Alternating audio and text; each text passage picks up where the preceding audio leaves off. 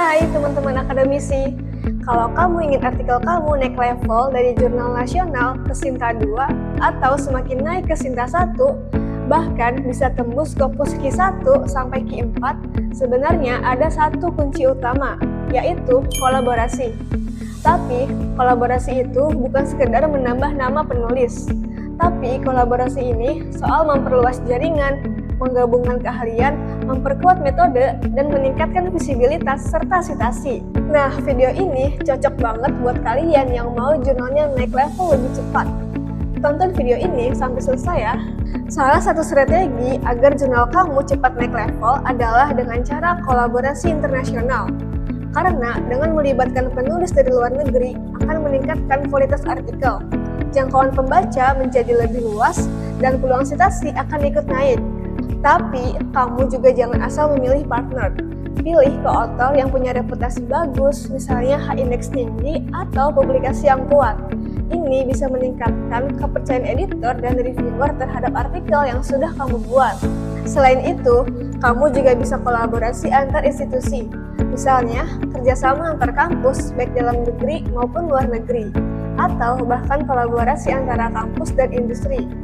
Karena data dari lapangan bisa membuat riset kamu menjadi lebih aplikatif dan relevan. Hal ini biasanya sangat disukai oleh jurnal yang bereputasi.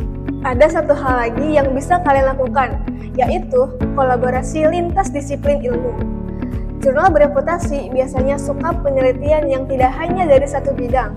Misalnya, kamu bisa menggabungkan bidang hukum dan bisnis. Contohnya, kamu bisa membahas regulasi startup atau perlindungan konsumen digital. Nah, buat hasilnya bakalan gimana sih? Hasilnya, analisis kamu menjadi lebih mendalam, lebih luas, dan enggak hanya satu arah.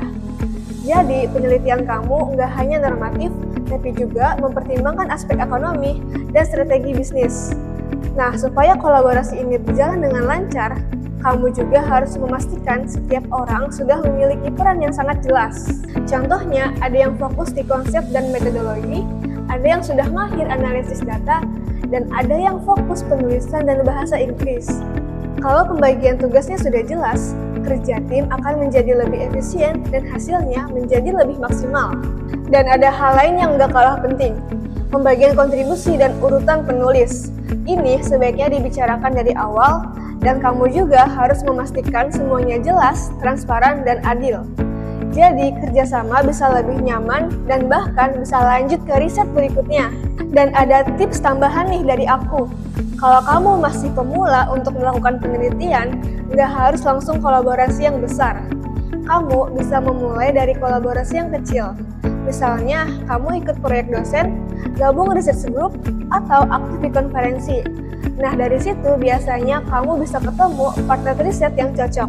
Dan kamu juga bisa memulai personal branding akademik. Coba deh kamu aktifin dan update profil kamu di Google Scholar, ResearchGate, atau LinkedIn. Karena, percaya atau nggak percaya, banyak banget peluang kolaborasi itu datang justru dari orang yang nemuin profil kita secara online. Jadi intinya, dengan kolaborasi yang strategis dan terencana, kualitas artikel kamu bisa meningkat sejak awal. Proses review akan menjadi lebih lancar dan peluang naik level jurnal pun akan semakin besar.